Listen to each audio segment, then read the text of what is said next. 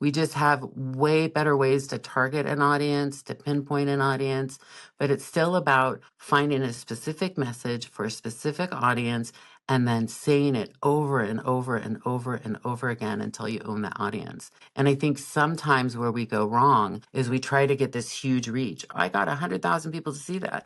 100,000 people, who cares? Give me 20 of the right people and let me talk to them 20 times, and I'm going to get you a better result.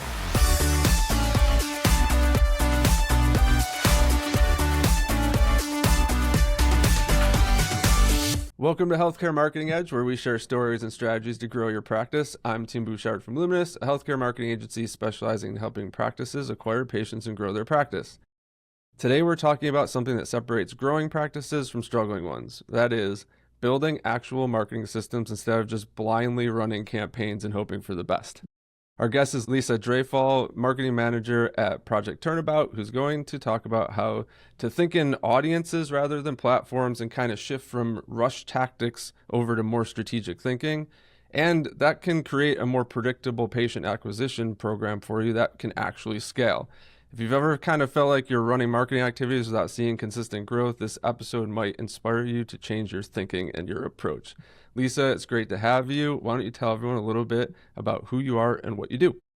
Thank you, Tim. I'm really excited to be here. My name is Lisa Drafall.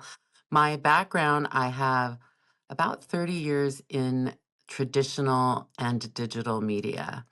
I started out in newspaper marketing way back in the day, and have done television, I've done radio, but most of my career has been spent in doing digital marketing and SEO, SEM. And not only that, is I graduated from doing the marketing to selling the marketing. Um, when I started accessing digital marketing and developing strategies, back when we just invented digital marketing, I was having so much success that the salespeople in the building would want me to talk to their customers. And by being able to talk marketer to marketer instead of salesperson to marketer, I was able to help them create really effective campaigns, which eventually led me to being a vice president of sales for Gannett, USA Today, and other organizations, having actually never been a salesperson. But a lot of that is understanding how these products actually help the customer. Because if you have a customer who's happy, you don't ever have to resell them, because what you're doing is delivering on the promises you've made. And so through that, Yeah, I've had a ton of experience in helping literally thousands of different types of business create advertising campaigns, which are different than a marketing program. A marketing strategy is different than the platform you decide to put it on. And so I think that's really what I'm here to talk to today about: what is the marketing system and how are you talking to your audience? cool. And why don't you tell us a little bit about Project Turnabout too, and how you got involved with that, and where you've come with that initially? Sure. I decided that I always say I want to use my powers for good instead of evil. So I decided I really wanted to get into the nonprofit sector. I wanted to put my talent and skills behind something that was meaningful to me. I've had family members who've actually gone through this very program. And, it started with a family member was in the hospital, and we were told if they drank again, they wouldn't live. And then we were sent on our way, and we weren't given any information. We weren't given any resources. I didn't know anything about Project Turnabout, where I am now. But eventually, he found help here and changed his whole life around. And to me, I just felt, one of the questions we always ask people when developing marketing programs was, if more people knew about this, what would happen? Right.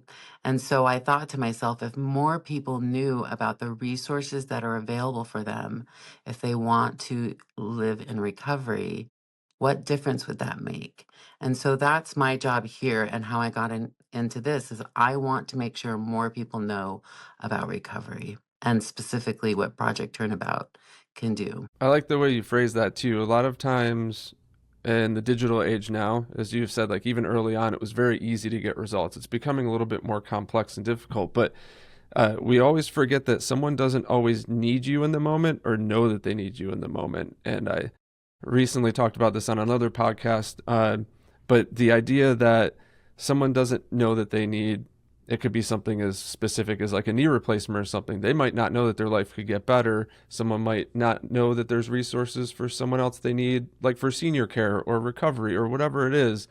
And there is still some element of putting yourself out there in the right way and understand that you can't just capture people at the end of the funnel through something like search, which That is a great is way to do that, but it goes along with other stuff. absolutely. You know what? And I've worked with a lot, in my other capacity, I've worked with tons of hospitals, doctors, people in the healthcare industry. And, someone just doesn't wake up one day and decide they need knee surgery. It starts with a pain that maybe they don't even know they should go to the doctor for. And then one of your audiences would be that doctor who does referrals. And another one of your audience would maybe be the family member of the guy who doesn't ever go see the doctor. And so maybe his wife needs to know that these are signs that you need knee surgery. And then maybe another audience or another message is, here's how we help you pay for it. Here's how we help you with insurance. There's so many different ways, and we always talk about the customer buying journey, but I think things are so instant and things are so niche, and search and AI has made things so specific. If I say I'm having a hard time sleeping at night and I start searching about things about that. And then suddenly I see, hey, maybe I have anxiety, and maybe anxiety and me using alcohol or other substances to cope with that anxiety is really affecting my life. But what I have found in the people get caught in an echo chamber and they talk to themselves. Right. So I might say all sorts of clinical things about what a knee surgery is, why my Hmm. surgeon's great, where he went to school. Well, no one cares. People care about themselves and their problems and what's going on in their lives. And when I say talk about an audience and create a system, it is about actually talking about what people care about, not about yourself. Because, and that's when for the years when was in marketing, and, basically you have to think of what I did like an agency, right? So when I'm doing agency work and when I'm helping businesses, one of the games I would always play with them is I call it the taciturn teen, right? So think of a taciturn, like a grumpy, like eye rolling teenage girl. And when you say something like, Hmm. well, we're the best in the area. I don't care. What does that even mean? That's dumb. Right? Oh, we've been in business for 50 years. Who cares? 50 years? I don't like, God, you're old. Right. And so, but if you do that with a client or you do that with yourself and you keep going through the who cares, that's dumb. Eventually you'll get to be like, no, 50 years, right? Project Turnabout has been around for 50 years, but what that really means is we have almost over half a century of effective evidence-based results, right? 50 years means nothing, but we have a track record. We really know what we're doing. And that is a very different message that hits the audience very differently. And when you talk about the way the algorithms work, when you talk way content works and search works, and even AI, understanding the audience and where they are, and having empathy for that audience, especially in healthcare, it really changes the quality of leads that you get, and it really drives down cost. Because the other thing you want to think about, and I know I'm going on a tangent, but the other thing you want to think about is that when Google serves up an ad, when Facebook serves up an ad, when anyone serves up an ad to you, they want to prioritize their customers' experience, right? They want your money. Mm-hmm. But, think about, we all know about search engine marketing, right? If you have a higher page score or quality score, you're going to get more clicks. You're going to drive down cost, right? And so the better your content is, the more pinpointed your message is to that specific audience, it's also going to drive down your cost as well as improve your effectiveness. And then when you think of how AI is now coming into the mix, right now, I don't know much about knee surgery, but we're using that as our framework. But my knee is hurting, Mm-hmm. and my doctor says this, right? If AI is going to search that, and if you have a specific piece of content that addresses that specific type of knee pain and that specific recommendation from maybe another doctor, you're going to come up as this is a organization that specializes in that specifically.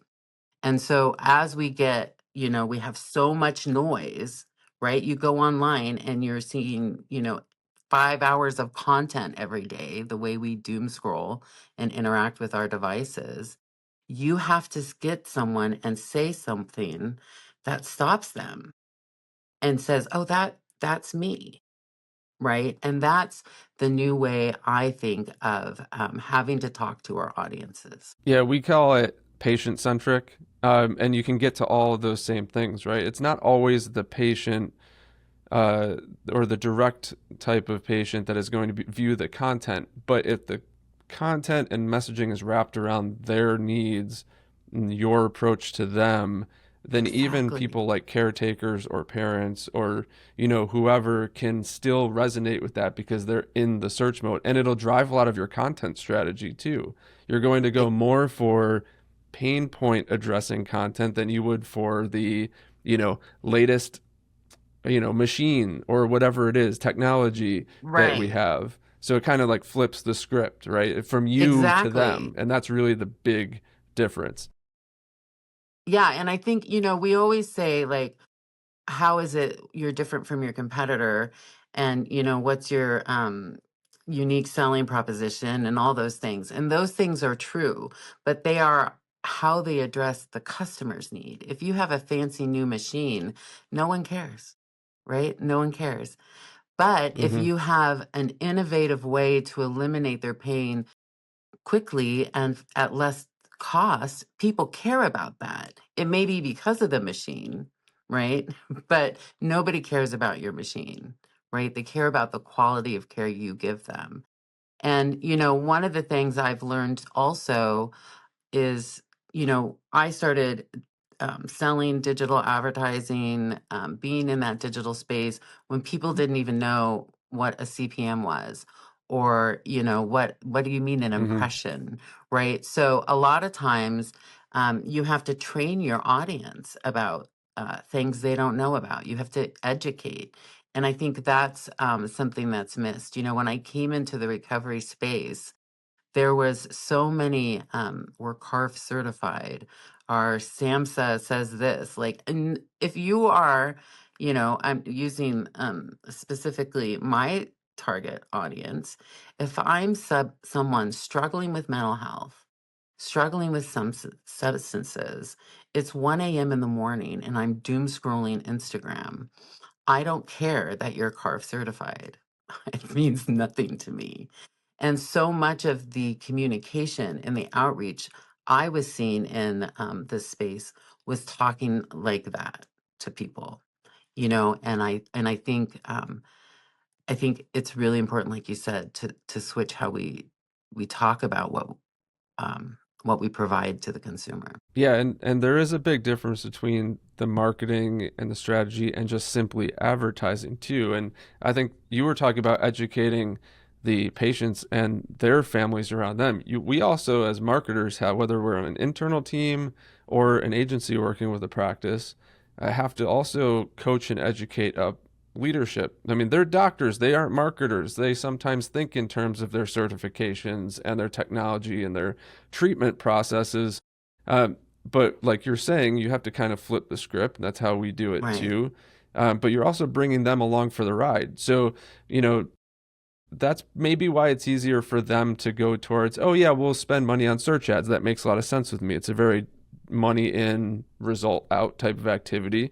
But the strategic communications, content, even putting the doctors or, you know, leadership in an organization, nonprofit, whatever it is, out into the world to say like, we are here for you. We're the ones that are building the relationship with you. Takes a little bit of coaching to get them into that and flip their mindset a little bit. Well, that's true. But here's what I've learned just from working with so many businesses is that as much as like you and I could probably sit in a room and talk about the details of marketing and strategy and platform and all of that stuff for hours, right? Because this has been our career. This is our special interest, if you will, right? But if you think about a doctor, that their knowledge set, their passion is very, very different. And so I think of it as a marketer as my job is to understand their passion, understand their motivations, understand what set them on fire to do what they do. And then it's my job to help them communicate that. Right? That's my job is to understand their passion. And I used to always tell people there are a lot of good ideas, especially when you work in television. Everybody would come in. I was a creative director for about 13 television stations in California. So, a lot of people come in and they have these great ideas for this commercial and what they want to see. And, you know, especially back in the day when there wasn't video content everywhere. But there's a difference between a good idea and an effective idea. And I think letting and having that conversation with people and saying, like, that's a really good idea. Let's think about how we could actually make it effective. And I think that's always helped me have that conversation with people who are really, really smart, who have a great depth of knowledge in what they're good at, and assume that what we do is really simple and like just run some ads, or they don't want to think too deep on it. It helps them understand that there's a difference between, yeah, that's a really cool idea, but it wouldn't be effective, and be able to explain to them why.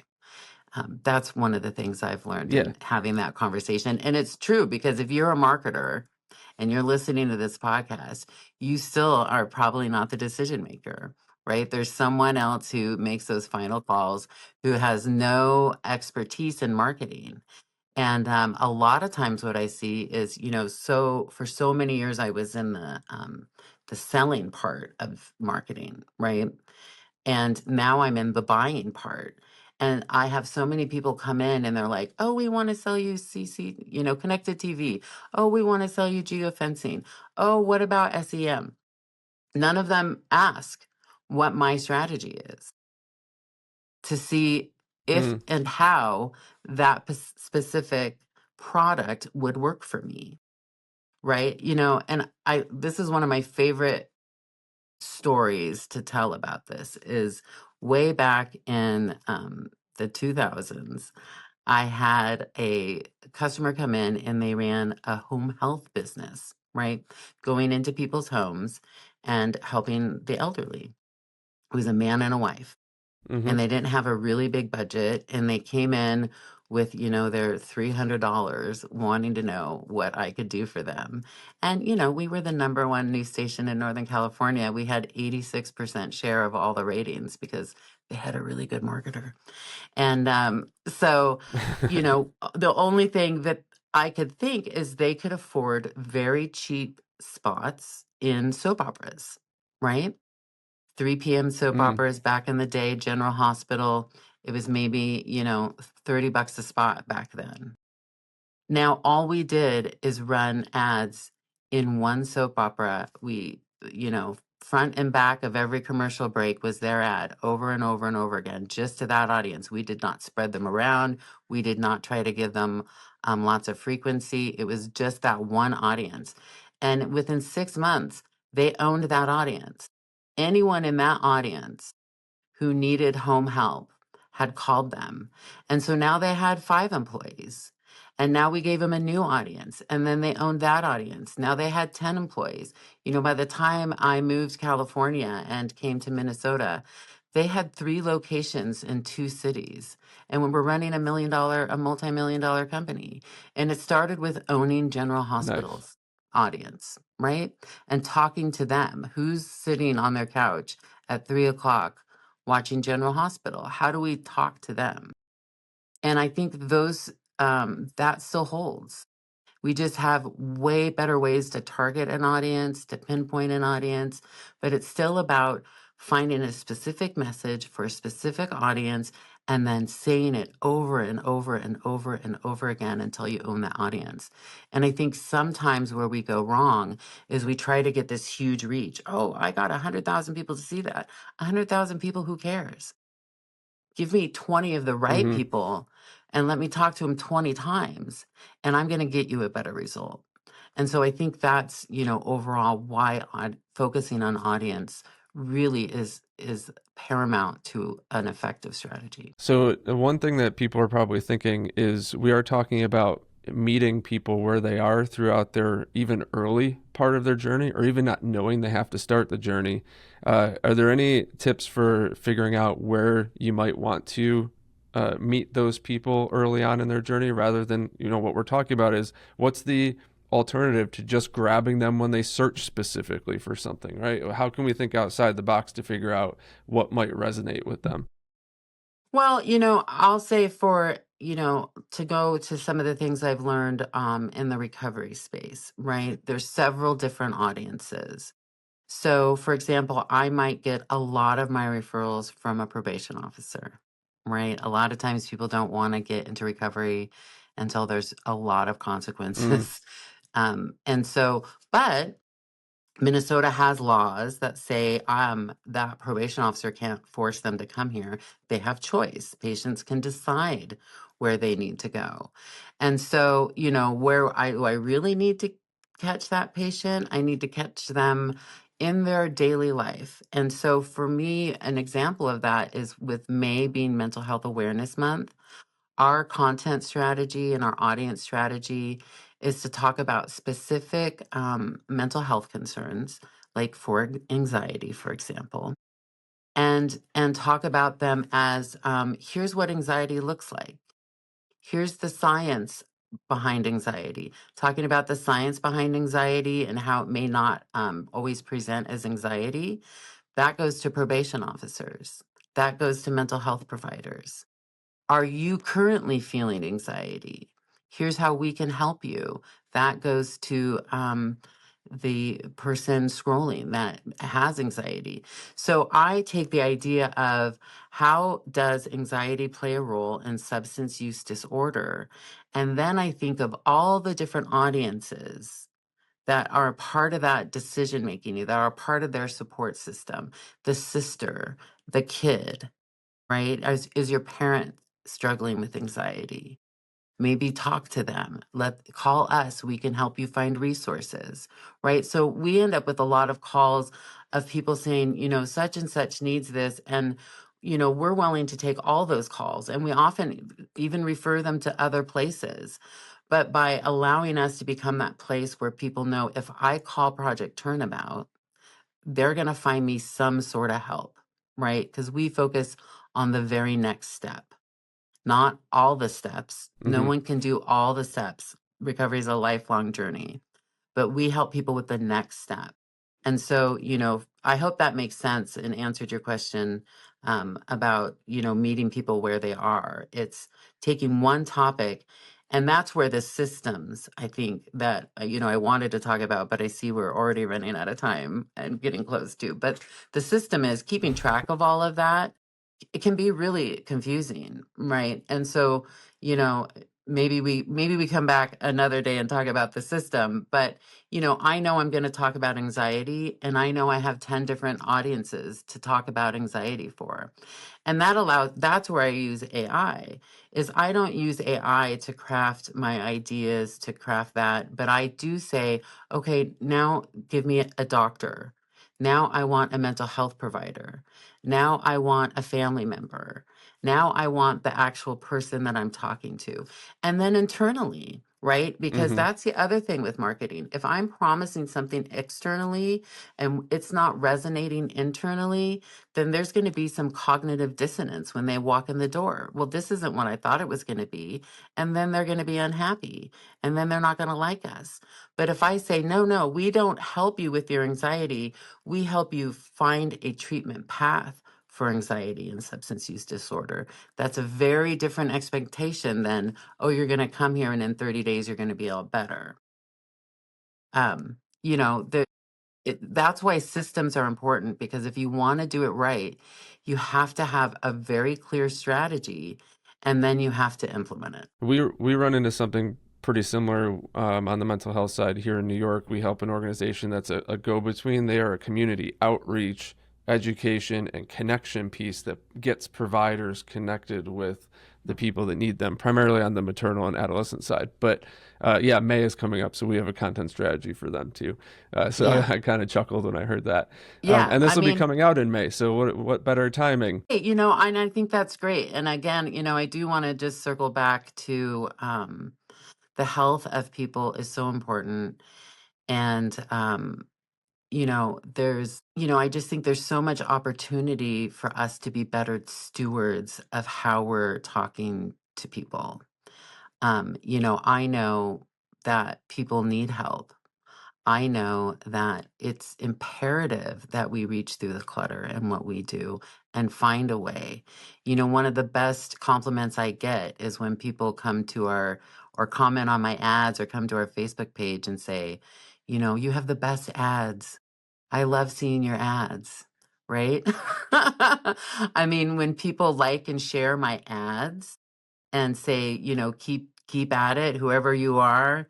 Your ads make me feel better every day. Your ads give me hope. Your ads, like that. I mean, to me, that's the best that we can do, because not only am I doing a benefit for my customer, who is my company I work for, but I really am creating content that resonates with the people it needs to resonate with. Yeah, let's try and wrap up on this type of thing too, because I think it might help move the needle for someone. If someone is Okay. listening to this and they say, you know what, we are coming up a little short. We're kind of focusing on shortcuts with search ads or social ads, and we're not really backing that up with anything. Uh, how can you motivate them to come out of being stuck in that tactical approach? And you're not necessarily saying abandon that stuff. You're saying, how are you supplementing that with a system around it to make the whole journey make sense? So, what might be their first step to identifying that, or maybe starting to shift their thought process on it? Like for me, the first step was actually talking to our clients, talking to everyone, Mm, a very bottom sometimes up it's that approach. easy. It is. It's like, hey, what were you thinking when you said yes and you clicked that button? What were you thinking? Like, where were you Hmm. at? Because I don't, I take a very empathetic approach. I put myself sitting where they're at, doing what they're doing. When I first came, like I said, we get a lot of our businesses through referrals. I met with hundreds of probation officers all throughout Minnesota. And like, how do you make that decision? What's your day look like? You know, Mm, where's your heart in this? What matters to you? I had them come and talk to my staff. So my staff knew what mattered to them and where their heart was and what their priorities were. Because again, what do people care about? Themselves. So, and a lot of times we make assumptions that we know. And, the number one thing, what do you do when you're a marketer or a salesperson or anyone going into a business the first time? You do a needs analysis. You don't assume what they need, you find out what they need. I've done needs analysis with all of our customers, basically, right? To just sit down and talk to them, to understand where they're coming from. And then if you want to do search engine marketing, I know, right? Here's certain keywords. Where are they landing when they go there, right? A landing page, I've built it as a story, because what do people do? I click on something, I want them to keep scrolling.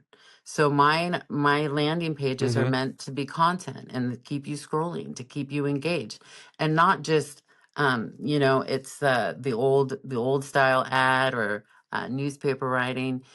Everything I say is to get you to the next thing I say. And so, you have to think about that whole content journey and how to engage and how to reach through with your message. And, in the healthcare industry, most of the time people are reaching out because they're in pain. People aren't, unless it's their annual checkup or some, run of the mill thing that you have to do when you're 40 or 50, they're reaching out because they're suffering. And, I think important to get, where are they suffering? What's going on? Having that conversation with them and then letting that inform how you do everything else, right? That should be where Mm-hmm. we start. Yeah, I like that. And it's also, I think you brought up one thing, I'm just going to highlight it. Even if you are someone that's just running ads, don't forget those ads are sending someone somewhere. And if that page is low quality or doesn't empathetically connect with them, that could also be a reason why ads might not be working for you. So it's very Right. much like a ecosystem thing. And And you can remember apply the too that same fact the landing finding to it. page, yeah, the landing page is a story. Stories have a beginning, middle, and Mm-hmm. end. And if you're just putting some stuff on there without thinking about the story, the beginning, middle, the end, and how you're talking about it, you're going to have lower conversions.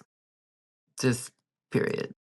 Yep. Well, uh, this has been really awesome. I feel like we could have another conversation in a I couple really weeks or do. I months, feel so like we'll me keep and that you could on talk in forever. mind. It's been awesome. But before we go, why don't we tell people, yeah, why don't we tell people where they can find more about you and Project Turnabout? LinkedIn would probably be the best place for this audience. My name is Lisa Drafall. That's D as in dog, R-A, F as in Frank, A-L-L. You can tell I have had to spell that a million times in my life. And Project Turnabout, you can find us on LinkedIn or Facebook or Instagram, or our website, projectturnabout.org. We are the largest network of rural recovery centers in Minnesota. And then we also have Vanguard Gambling, which is one of only 4 residential gambling treatment programs in the country and is absolutely free to anyone in Minnesota. So if you or anyone you know is struggling with substances or gambling, come to our website. And we absolutely, there's a page on our website called I Need Help, versus my loved one needs help versus a client needs help, right? So we really pinpoint, if you need help, go to the I need help. And there's resources, and it helps you know what to expect and how we can help you find a way into recovery. Awesome. Well, this has been incredibly valuable for anyone that's just tired of running campaigns and maybe they're not having predictable results and what else they could look at to supplement that. So thanks for showing us how that thinking can really change their healthcare marketing for the better. I really appreciate you reaching out, Tim. And if you ever want to talk again, I'm open. It was a great conversation. Awesome.